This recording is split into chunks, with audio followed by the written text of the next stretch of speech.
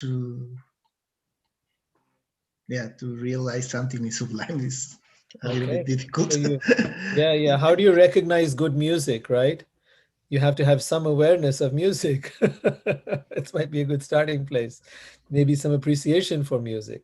So when he says there is nothing so sublime as and pure as transcendental knowledge. So how do you understand what is transcendental, what is sublime? There's a connection between these two words. To transcend means something that takes you beyond, takes you away from, takes you past. Transcendental knowledge, so knowledge that takes you out of this world, takes you gives you an awareness of that which lies beyond this world or transcends this world. So now what he's pointing out is this: there's a lot of people who talk about such things, but the experience is sublime when it actually lifts your energy. You will experience in the course of reading the Bhagavad Gita, maybe even in the course of, if I'm doing a reasonably good job in this, in presenting it, a feeling of being uplifted. I know I experience it a lot. And if you're able to experience it, then you get the transmission is happening. That you feel uplifted. I break it down to three different things that happen to us. One, there is a kind of darkness that is there in many of us, and maybe all of us, which is very negative. So if you have very negative thinking, if your mind is very critical, and if you find a voice in your head that judges you and puts you down, and that's that darkness. That has the effect of sucking you down, pulling you down, breaking you. Then there is a voice which is of your mind, which is constantly chattering, constantly analyzing things, constantly trying to figure things out. If this, then that, what now, where do we go, what has to be done, and it's constantly in that process. And then there is another voice, a voice that is actually sublime. Most of us get that experience of that voice very occasionally. Most of the time it's dormant. Once in a while it reaches out to you. Once in a while you reach out to it. And in those moments, it gives you an input that I would say 98, 99% of the time we ignore. And when we ignore it, then we go back into the noisy voice of the mind, or maybe even of that darkness. But if you do start listening to that voice, it'll start to grow, meaning to say it'll start to come to you more often. And the experience of hearing that voice is that you will find yourself uplifted. You will find yourself peaceful when you listen to that. You will find yourself feeling inspired, motivated from within. That is sublime. That is transcendental. Something that takes you out of this world. So this knowledge that Bhagavad Gita is presenting to you, Krishna is presenting to you here, is of that frequency of your higher self, that frequency of your soul, that frequency of spirit, whatever word you want to give it. And it is that frequency that uplifts you out of this world. So someone who has a practice of reading Bhagavad Gita regularly will experience this as a meditation, because it's from that frequency. I recognize authors literally by when I'm reading their stuff, does it uplift me in that way? Now I know that frequency, so I know, is it from that place or not, from that place of spirit? Is it inspired by spirit, or is it from someone's mind and intellect? Mental, intellectual work tends to be rather heady. It's a lot of thinking involved, a lot of intellectualizing involved. But the things of spirit don't have to be intellectual at all. They can be very simple and they can be very profound. Anyone had an experience like that when you're reading things? When you're listening to the voices in your head? Yeah, I have, on and off. I've had that. Mm-hmm. How would you describe it? I guess I'd have to think that through. Okay. But like you say, this uplifting kind of thing. I was reading Joe Goldsmith the other night, and he was talking. He was on the subject of meditation, And I experienced that Okay. in his readings. Right. Okay. Joe, what's the last name of that person? Oh, I'm Goldstein. sorry, are you speaking to me? Yes. You said Joe somebody. Huh? Joe Goldstein. Goldstein. Okay. All right. Anyone else want to share anything like that? And that you've heard, either read something or heard that voices within your head that lifted you up? I have something to share about that. And I'm curious if anyone else has had this feeling. Sometimes I actually feel like that I'm communing with the mind of the writer, that they were in such a high exalted place when they wrote it. And I feel like, and it's usually not right away, like maybe I'm reading, say I read 3 pages of a sacred text or a very enlightened writer, and it's not the first couple paragraphs, but as I go deeper in, it feels like I'm entering into like a very sacred place, and that I'm communing with their mind and the spirit behind their words. Yeah. Like the yes.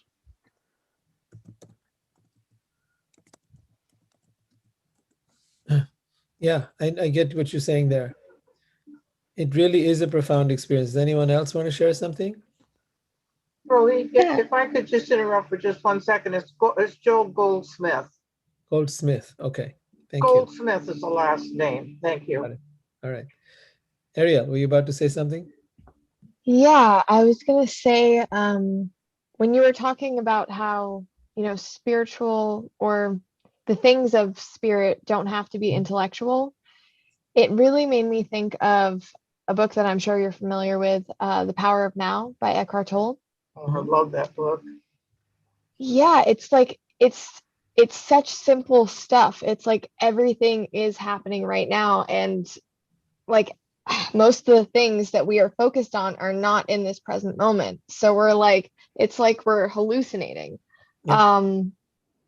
And yeah, so I felt that with that book. Yeah.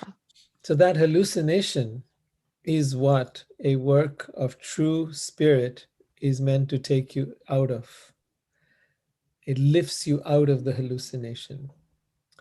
And that hallucination, if you think about it, that hallucination is purely created by your mind. Exactly. It's a Yeah. mental concoction. So that's where the Bhagavad Gita is saying that if you continue reading this verse, and one who has become accomplished in this practice enjoys that knowledge within himself in due course of time. So he's saying that as you deeply imbibe this wisdom, as you start to take it in, then what starts to happen is that you enjoy this knowledge within yourself. There are 2 words in Sanskrit. One is gyan. Gyan means knowledge. And then there is vigyan. Vigyan means realized knowledge. When you start to live from a certain place, when you start to make it an internalized experience. And at that point now, you are actually the embodiment of that wisdom. And that is the place that is available for all of us. I remember the early years of reading the Bhagavad Gita, and it was just, interesting. It was interesting. But then as I began to take it to heart and act upon the things that are spoken of there, take one thing at a time and start to act on it, it gradually becomes part of who you are. It gradually becomes the place from where you live your life. And it's not because you're taking each thing and trying to do it. You start off like that. But actually, what actually shifts is that you start living from spirit. You start living from your soul more and more and more. As you meditate, as you read, you gradually shift the locus operandi, I think is what they call it, the place of operations, the operating system from the mind to the soul. Now you use your mind, but your mind doesn't use you, right? You use your body, you use your abilities, but it's not that they're driving you. And that's the difference. You're not living just to pay the bills. You're not living just to survive. You're here because this beautiful thing that lies within you wants to be expressed, wants to be heard, wants to be seen.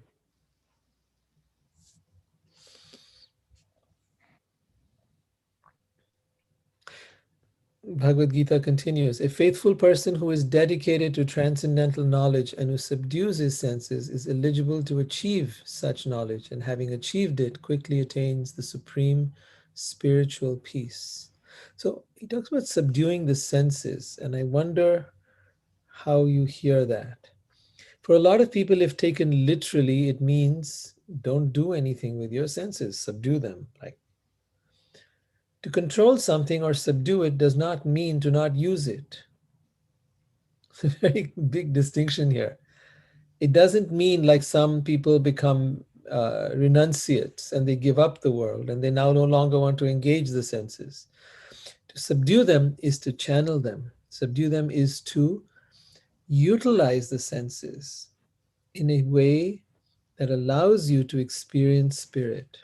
Most people don't know this, that the senses can be the doorway to God. And I need to clarify here. The senses, if you learn how to use them correctly, can be the doorway to God. It's a very radical statement given past spirituality and religion that talked about subduing the senses in a very different way, as in negating the senses. But I don't think anything needs to be negated. You can use the very same senses to perceive the presence of the divine in everything and everyone, provided you do a couple of things. So when you look at the world, when you see, when you hear, when you taste, when you touch, everybody does that. There's nothing divine or sublime about that, right? But here's the trick. The trick is slow down and turn every act into a meditative act. Mindfulness is one such practice that starts to take you there. But there's more to it. There's much more to it than that. Mindfulness is an excellent start. And if you haven't done mindfulness meditation, read about it. It will get you started. But here's the point I want to make to you. Everything in this universe is made of energy. If you slow down and become present to that thing, if you savor it, enhance it, you will unlock that energy. That energy is spirit, is spiritual energy that pervades the entire universe. The Vedas call it Brahman. It is everywhere. It is all around you. It has taken all these different shapes and bodies and forms. If you want to unlock that energy, be deeply present and relish it. So being present is the first step. It's not the entire step. First is be present. The second is dive deep into it. So let me give you a simple example. You're having some food. Eat it slowly, savor it, smell it, taste it, look at it. Have small bites and roll it around in your mouth. Experience it deeply. And you will eat like you've never eaten before. You will extract the energy of that food in a way that you've never done before. You will be satisfied with a lot less. You will not need to eat as much. Whatever you do, whether it's with a partner, same thing. Most people just think in terms of mechanical things like sex or this or that and want to enjoy their senses that way. No, learn to touch, learn to be present to the tips of your fingers. This is why people like kissing. It's the same thing. You're being present and then you're savoring that experience. It could be something you're drinking. It could be something in nature. It could be anywhere. Slow down, savor, deeply taste the thing that you are with. Savor it. And you will find you will unlock that energy. And you will find yourself transported to a different realm, the realm of spirit. And in this way, you can be in the presence of God all the time, anytime. That experience is available to you everywhere. Any questions?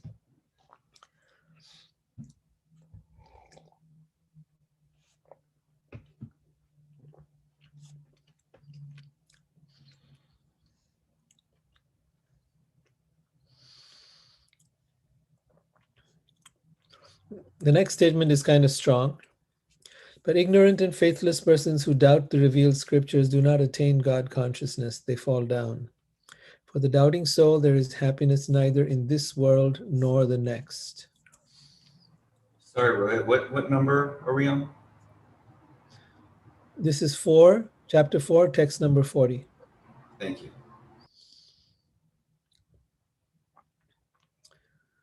So the question that is being talked about here is doubt.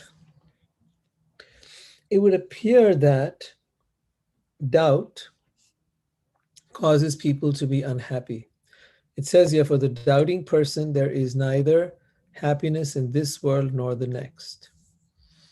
So where have you had doubt about yourself, about another, or about God, and what did that lead to? Question for all of you. Where did you doubt something or someone, and where did it lead you to?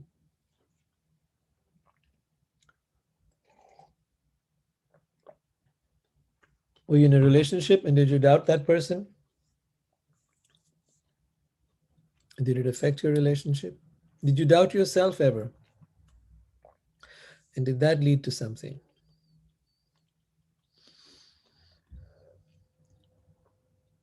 Where does doubt lead you? Come on, you've all had experience with doubt. Doubt often leads to just assuming the worst. Yes. Yeah. So for example, like doubting that who I am is enough Mhm. leads me to, just negative self-talk. Right. And obviously that doesn't feel good. And you're not able to do the things that you could be capable of. Yeah. Yeah. It causes you to not do what you're capable, what you're able to do, because you're doubting yourself. What happens when you doubt another person? What happens to that friendship? What happens to that relationship? What happens to love? It gets damaged. Love gets retracted. Exactly. Yeah. Exactly. So someone might say, well, does that mean I have to do just the opposite? Trust everything, trust everyone. But then I've got hurt and I've got betrayed because I trusted. I was too trusting. So is the opposite of doubt a blanket trust?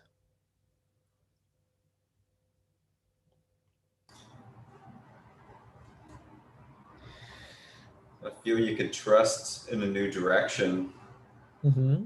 like deciphering what you have in front of you, and doubt creeps and you put all your trust into what uplifts you, where the excitement is. So you're saying only trust the good. I don't know what I'm saying. Okay. I love that. I sometimes wonder the same thing. If I know what I'm saying, or am I being spoken through?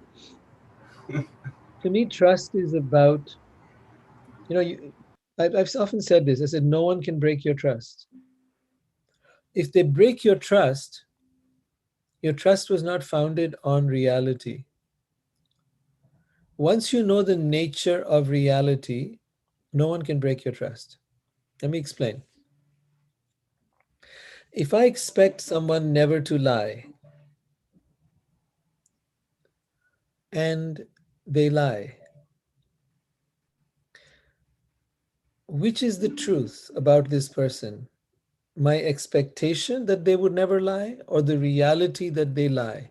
Because someone who lies to me has probably been lying to me about others as well. Someone who lies is often, not always, but often in a habit of lying, or lies under certain circumstances, maybe fear, maybe some pressure, maybe it's a fear of losing, and then they begin to lie. If I observe this person under various circumstances, I'll begin to understand where they actually lie, because everybody does. If I live in some idealistic idea that people will never lie to me, or that because you love me, you will never lie to me, that's my creation. I made up an expectation, a story, a belief that that's how the reality is supposed to be. But if I truly look at reality and look at the true nature of how a person behaves and what they do, I will neither be disappointed, nor will they break my trust. And if they did do something that I did not expect of them, cheated, let's say, well, what is their history? Have I really looked at what their behavior is like, what their patterns are like, what their thinking is like, what their belief systems are like? How strong are their values? Maybe I haven't. Because human beings are highly predictable. The only part, because they're operating under this computer, they're controlled by this computer, and this computer has a certain software, and that software is programmed a certain way. In that computer, if it's written 2 + 2 is 5, you will always get 5. You will never get 4. You may think it's supposed to be 4, but it won't come out 4. This is a tough one to understand. You cannot be disappointed or hurt or betrayed if you keep your eyes open. I'm not talking about being naive, and I am not talking about being doubtful. I'm talking about being real. And if you are real, no one can hurt you. If you really look, if you really observe, if you really try to understand, no one will be able to hurt you. The hurt will always be your own expectation of how things should or should not be. Would anyone like to challenge that statement? I know it's a big one to take in, because we would like to blame the other person. So Rohit, you said, this might be a hard one to understand. Mhm. I think it's a hard one to accept more than understand. Good point. Good point. Good distinction. I appreciate that. Yeah, because I mean, we don't want to take ownership, right? We Thank you. want to blame. Yeah, Yeah. And it that puts seems us in a easier. place of powerlessness. Mm-hmm. That puts us in a place of victimization. That puts us, you hear all these people, he did this to me, he did that to me, men are this, men are that. Okay, if men are that, then okay, that's what they are. That's what they're going to do. Why are you expecting them to do something different? Once you Yeah. understood that that's what they do, what are you going to do about it? How do you wish to deal with that? How do you wish to go about it? Are all men like that, or some men like that? Is your sampling the 8, 10, 20 people you've come across, is that universal? Are there characteristics of people who are not like that? You see what I'm saying? There's a whole different gamut before you start to generalize. So doubt is a very powerful destroyer of the self. The biggest doubt, the most powerful doubt, is the doubt of self. Then doubt of relationships. It destroys love, it destroys self, it destroys the ego, it destroys everything. Doubt is a destructive energy, as is fear.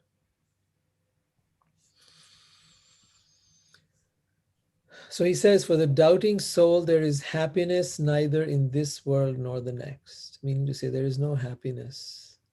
If you live in doubt, there is no happiness. So what do you live in then? Is the opposite of doubt faith, trust?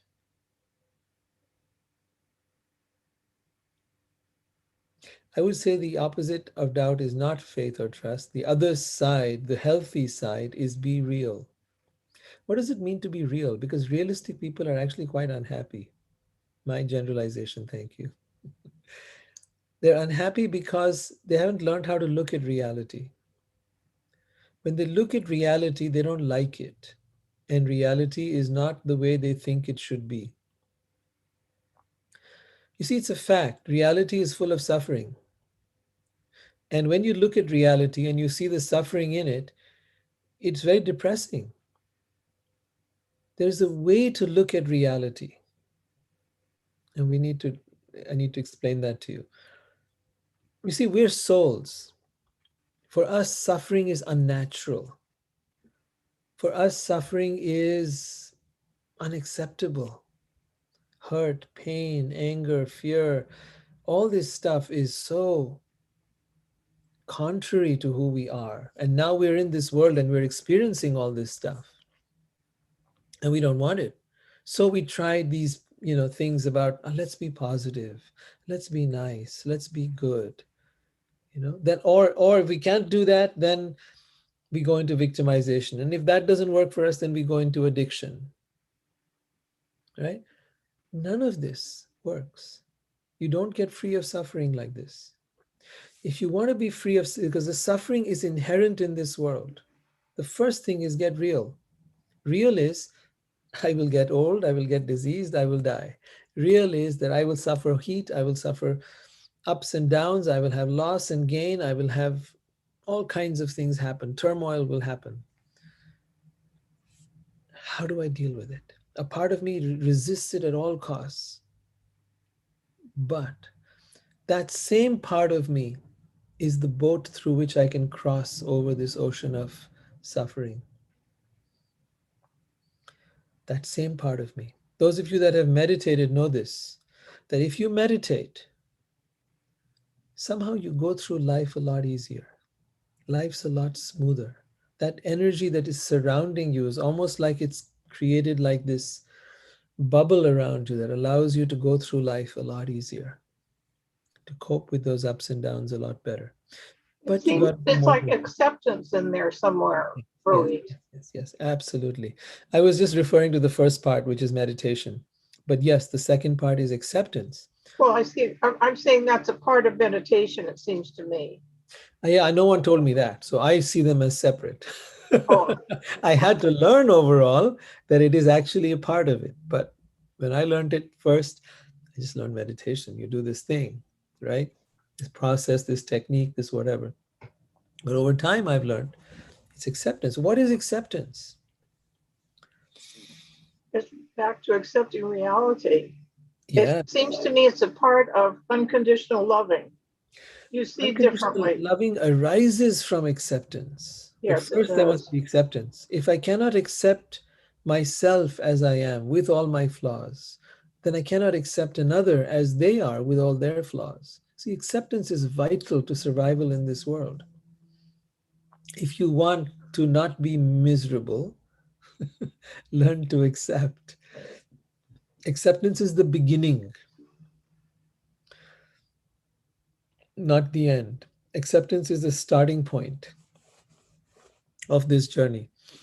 Acceptance means I look at reality and whatever it is, good, bad, ugly, I simply accept it is so right now in this moment. In this moment, something terrible happened to me. I lost my job. In this moment, I got sick. In this moment, someone died. It is what it is. It's what has happened. I can beat my head against the wall. Likely that's not going to change, at least not in this moment. And then I can then begin, once I accept that this has happened, if you look at the stages of grief, the final stage is, who knows? Who knows? Acceptance. Acceptance. Good. Good one. You guessed right. 5 stages of grief. As a person comes out of their grief, they actually come out when they accept. This is what has happened.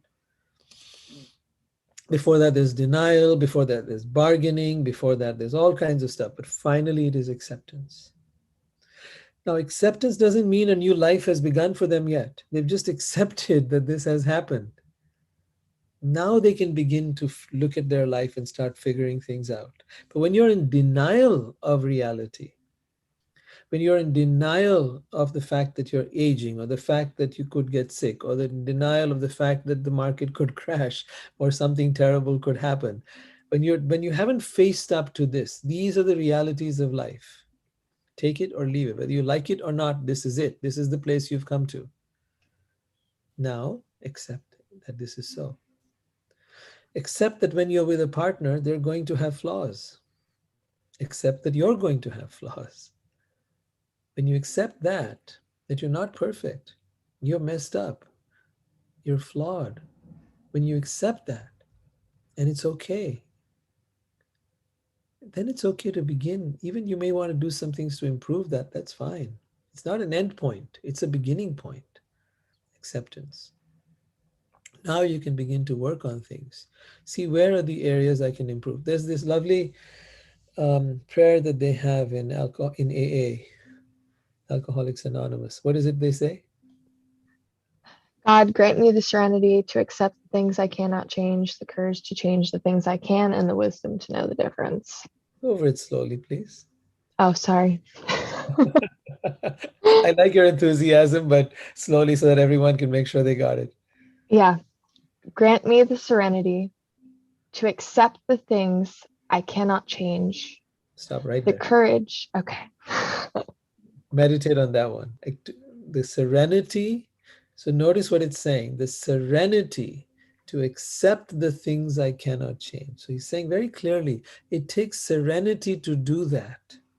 What does it mean? It takes a peaceful mind to do that. It takes calm down.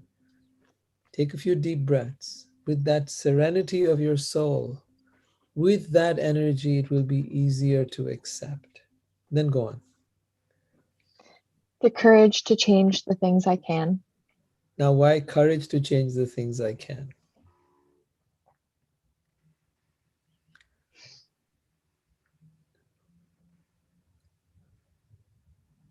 Why does that take courage? Because it's difficult stuff. Right? To make change is difficult. Yeah. Yeah. It's Yeah. We comfortable have to be in the resistance. sameness. Right. The Yeah. resistance comes up. Yeah. But to make change takes work. It takes effort. And most people don't want that. They want to stay in the sameness. So, serenity to accept the things I cannot change. Notice that. The things I cannot change. Courage to change the things I can. And wisdom to know the difference. It's a big piece in there. It's a wonderful one. Yeah.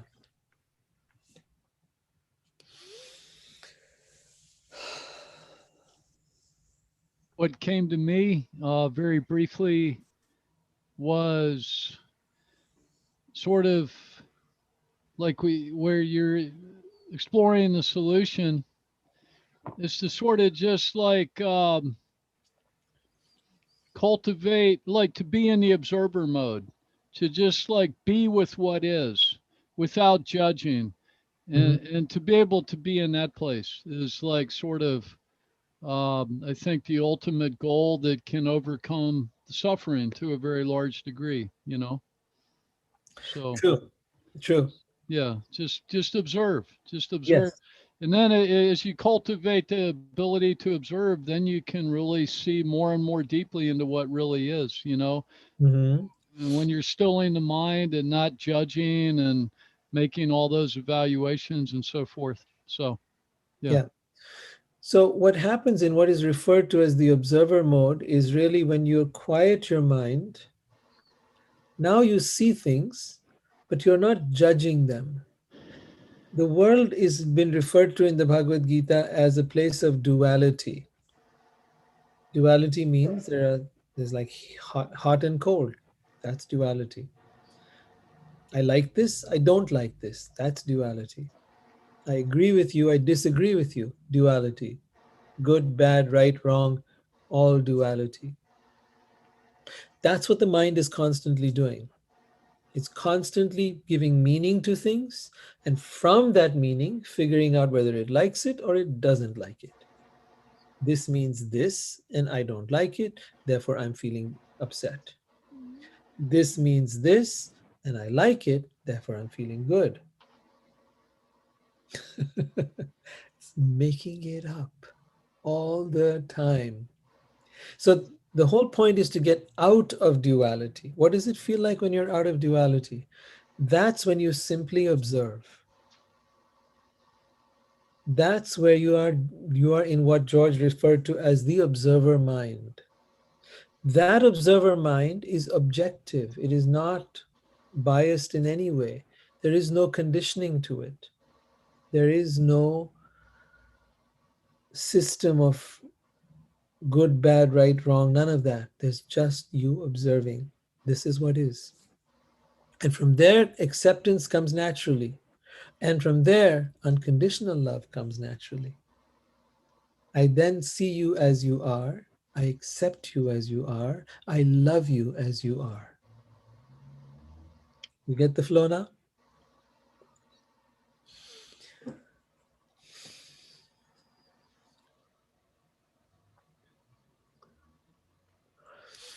One who acts in devotional service, one who acts according to this consciousness, renouncing the fruits of his actions and whose doubts have been destroyed by transcendental knowledge, is situated factually in the self. Thus, he is not bound by karma, not bound by the reactions of work. O conqueror of riches, Arjun. So all this time, Krishna has been talking about letting go the fruits of our actions. Because everybody has to work, everybody has to do things. It doesn't mean that we don't have fruits of our actions. We simply don't have the attachment to the fruits of our actions. There's a big difference.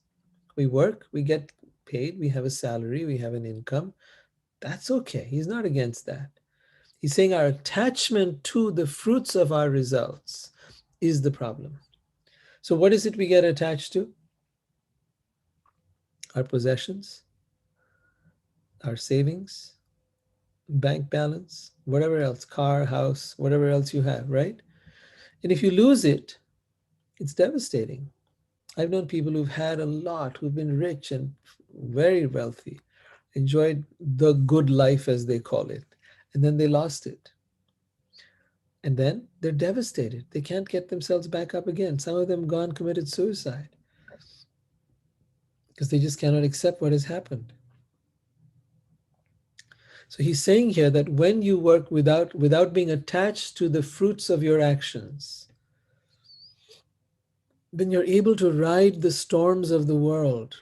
Because the truth is, nothing is yours anyway. This attachment you have is to something that is not yours in any case. The stuff you have never is yours in this moment, but 50 years from now, it won't be yours. It'll be gone. And we're all making it up all the time anyway, really. That's Right? what it is. We're making it up. We're making it up. We're making it up. See what I It mean? was my house, or That's right. I've achieved so much. Now My I have job, my job, my car, my lover. right? But is anything yours? This is something to really contemplate, because spiritual teachers will tell you this. The main root of your suffering is attachment, is one word. That attachment comes down to one word: mine. This is mine. My lover, as you pointed out, Lamore, my husband, my wife, my dog, my cat, my house, my possessions. And that mine is what Krishna is talking about when he says to renounce the fruits of your actions. You have these things, by all means enjoy them. He's not saying don't enjoy them. He's not saying don't have them. He's just saying let go the word mine. That is all. Nothing more, nothing less. So one who has renounced the fruits of his actions and whose doubts have been destroyed by transcendental knowledge. When it means doubts have been destroyed, how do you destroy your doubts? Like when there is knowledge, how do you go from knowledge to no doubt anymore? How will you reach there? How have you ever reached there? I think you start with getting out of your mind. Sure, and then? But how do you go to the point where there is no doubt anymore? Ultimately, it's always going to come down, at least to some degree, to be just a pure leap of faith, right? And then the follow-up statement would be, faith, like we can try to conjure it up sometimes and not be able to conjure it up. So it seems to me, to some degree at least, faith is a gift from spirit, you know. That's what comes to mind about that. Lord, I'm gonna put this a little differently. Faith is what takes you on the journey. So I tell you about this really great restaurant. Okay, you think Rohit has a pretty decent taste. It's probably worth trying out. So you have some faith in me, in my words, telling you about this restaurant, and so you decide to take the journey. You go to the restaurant, and now you need to experience it for yourself. And once you have experienced that restaurant for yourself, that food for yourself, you can say without a doubt, I agree, that place has got some incredible food, right? The same principle applies here on your spiritual journey. I can tell you about something, you can read something in the Bhagavad Gita, but then from that faith, you take the journey. You go and you try it out yourself. You experiment, you explore, you try these things out. And then your knowledge becomes now rooted in experience. You have direct experience, which is unshakable now. Yeah, I like that. I like that. Yeah. So whose doubts have been destroyed by transcendental knowledge, such a person is situated factually in the self. Self meaning the soul. This is where you want to be. You want to be situated in the self. And that's what another term I like to give that is living from your soul, living soulfully. You're no longer living from your head. You're no longer living from your ego. You're not living from your story. You're living from your soul. And if there is something you want to aspire to, try this one. It's not just enough to reach that place in meditation for a few minutes. That's wonderful. That's a great start. But if you want a goal for your life, imagine for yourself what it might feel like from that to live from this place of the soul, to live soulfully. Or as Krishna says in the Bhagavad Gita, to be situated factually in the self. Situated. Like this is your residence. This has become your home. This is no longer a place you visit occasionally during meditation. This is not a place you visit occasionally during inspiration. This is a place you live in. And that is possible for all of us. I know because I've gone from being a tourist of that place to making it my home. And it's delightful to be there. So what used to happen was my home was here and I occasionally visited here. Over time, that process has reversed. This has become my home. I occasionally visit here. That's when stuff arises and certain response. The mind is the first to receive the data and then it reacts to something and you realize, oh, wait a minute, what are you doing? Relax, chill, stop. That's not how we do things around here anymore, right? There's a difference. The shift occurs. The operating system changes. And you go from using a Windows to using Mac or something like that. Maybe back the other way if you prefer Windows, then maybe from Mac to Windows. Thus, he is not bound by the reactions of work. Not bound by the reactions of work. Think about it. We work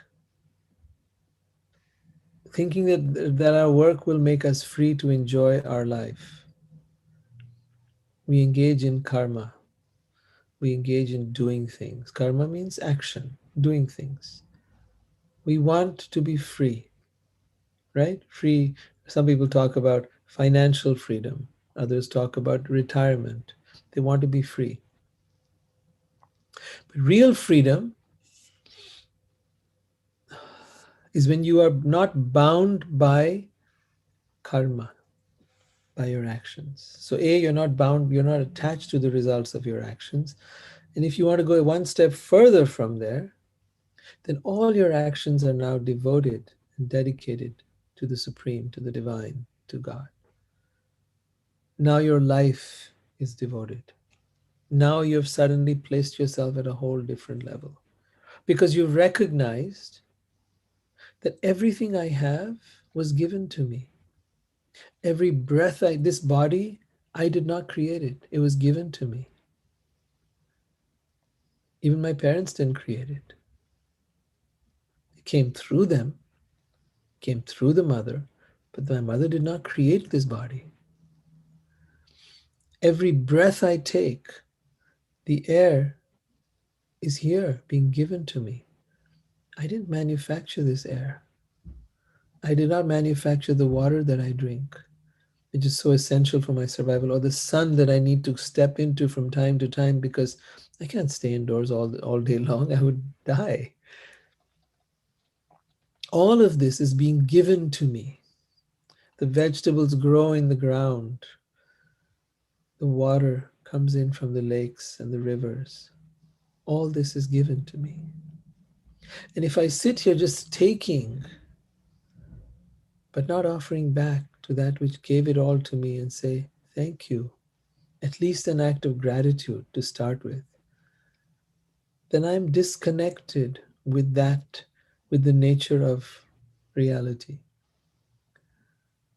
But if I do begin with gratitude, then I can go to the next level of taking the things that I experience and offering them back to the divine. But the final stage is to offer oneself. I am yours and you are mine. And that is the ultimate act of love and of surrender. That is the place of saying, I give myself completely to you. You are my beloved. You are my everything. That is the ultimate act of love. So, therefore, the doubts which have arisen in your heart out of ignorance should be slashed by the weapon of knowledge. Armed with yoga, O Bharat, stand and fight. It's the end of chapter 4. Any questions before we wind up? I do. I have a kind of like practical question. And I don't know if you mind sharing. How long do you meditate for a day? Is that okay to ask? Yeah. 0. Okay. 0 or 24 hours. So here's how I look at it. It's a very interesting question. Thank you for asking. I used to meditate and then I gave up. And then I discovered that I could actually meditate in everything I do. So when I am with you here, my mind is not allowed to go anywhere else. In whatever I'm doing, I'm 100% there. And then to me, that experience transports me out of this mind and out of this world in everything I do. That's my aim. To be in a transcendent world throughout the day. And once in a while, I might get lost and forget. But pretty much, yeah, that's how I live. Okay. Thank you for that. That was not what I was expecting at all. Though I sometimes tell myself I should go back to having a practice, but we'll see. I might go back there. I think that it might be more interesting to do as well. I'll take it as it comes.